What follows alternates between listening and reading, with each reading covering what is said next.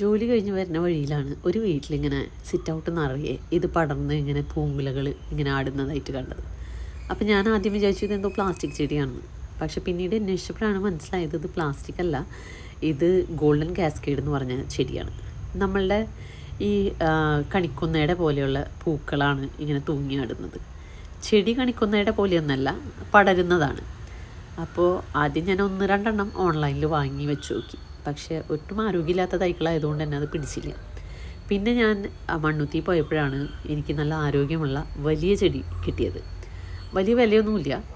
അപ്പോൾ അത് മേടിച്ച് ഇവിടെ കൊണ്ടുവന്ന് വെച്ചു. സിറ്റ് ഔട്ടിൽ ഇങ്ങനെ പടർത്തി. ഇപ്പോൾ ഇതേ പടർന്ന് എത്രത്തോളം ആയിട്ടുണ്ട്. നിറയെ പൂക്കളുണ്ടായിക്കൊണ്ടിരിക്കും എപ്പോഴും. അതുപോലെ ഇങ്ങനെ തൂങ്ങി കിടക്കുന്ന പൂക്കളാണ്. നല്ല രസമാണ് കാണാനായിട്ട്. അധികം ഷെയ്ഡും അതുപോലെ തന്നെ അധികം വെയിലും വേണ്ട ഈ ചെടിക്ക്. ഒരു മീഡിയം വെയിലൊക്കെ മതി. പക്ഷേ എപ്പോഴും പൂക്കളുണ്ടായിക്കൊണ്ടിരിക്കും. അങ്ങനെ സീസണൊന്നുമില്ല പ്രത്യേകിച്ച്. നല്ല ചെടിയാണ്. അതുപോലെ ഞാൻ ഇതിന് വളമായിട്ടിടുന്നത് മുട്ടത്തോട്, അതുപോലെ തന്നെ ചാണകപ്പൊടി, ജൈവവളങ്ങൾ, അങ്ങനെയുള്ള സംഭവങ്ങളാണ് ഇടുന്നത്. അപ്പോൾ നമുക്ക് ഇങ്ങനെ പടർത്താൻ ഇഷ്ടപ്പെടുന്നവർക്കും ഇങ്ങനെ പൂക്കൾ ഇതിങ്ങനെ മുന്നിൽ ഇങ്ങനെ ഞാനൊക്കെ കിടക്കുന്നത് കാണാൻ നല്ല ഭംഗിയല്ലേ. അപ്പോൾ അങ്ങനെയുള്ളവർക്കൊക്കെ വളർത്താൻ പറ്റിയ നല്ലൊരു ചെടിയാണ് ഗോൾഡൻ കാസ്കേഡ്.